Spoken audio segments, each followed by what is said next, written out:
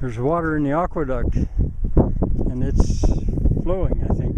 But each side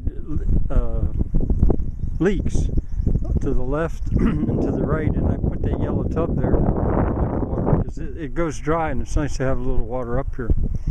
But it's my plan to get this permanently with water if I can.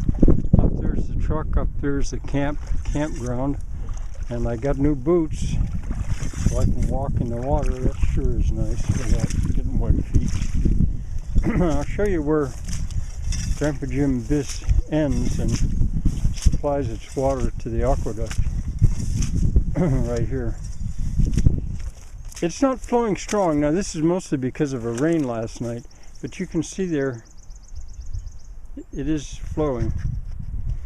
And I'm going to walk up along it.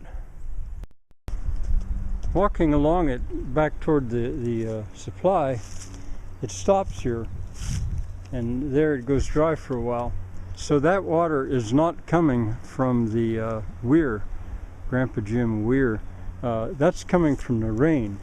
But that's fine too. You see, this whole thing being dead level acts like a gutter to this hill.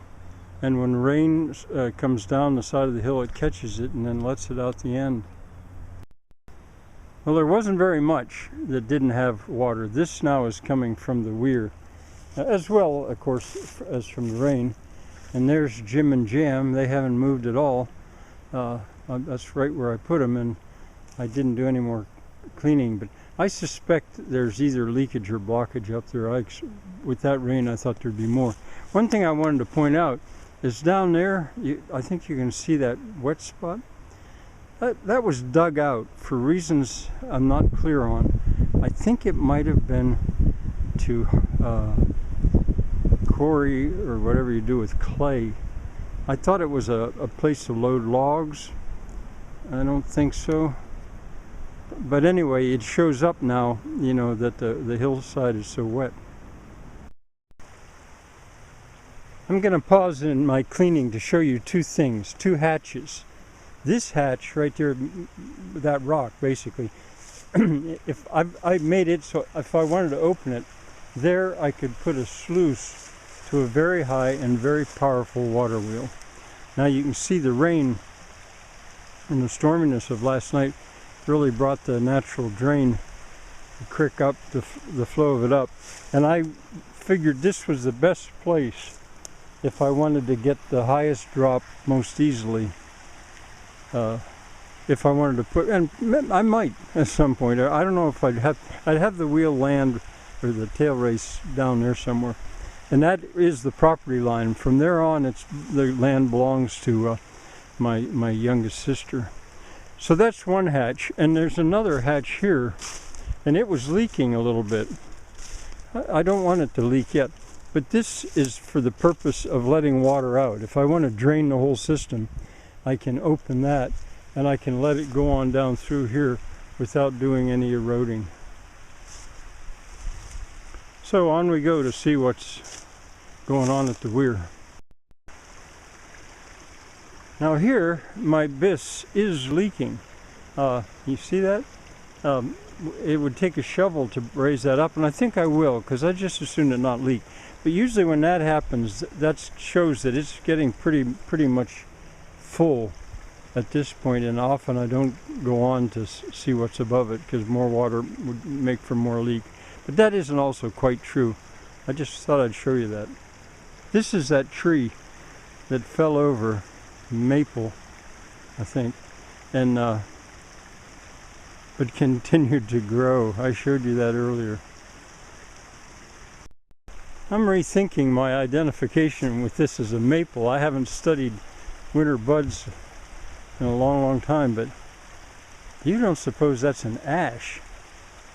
If it is an ash, it doesn't realize that it's supposed to be dead with all the other ashes. Boy, the bark looks like the bark of an ash to me. Well, we're soon going to find out. Let's see if I can get a close-up of a bud.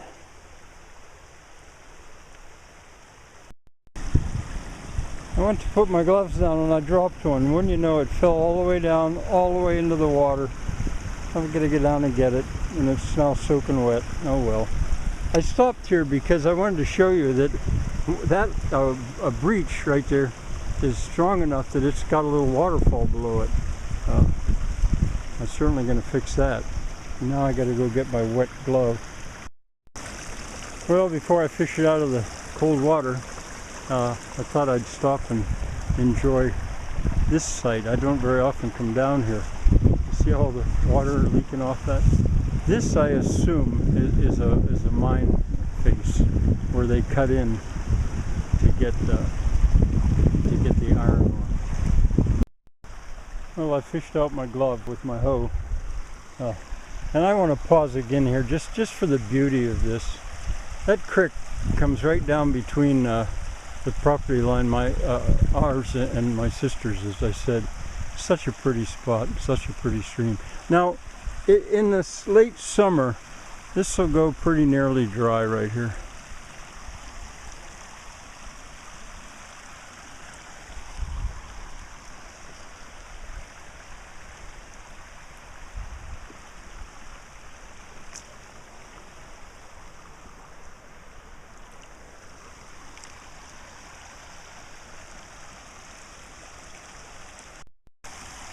I moved that rock over just a little bit to widen it there. It didn't seal it. I don't care about doing that right now.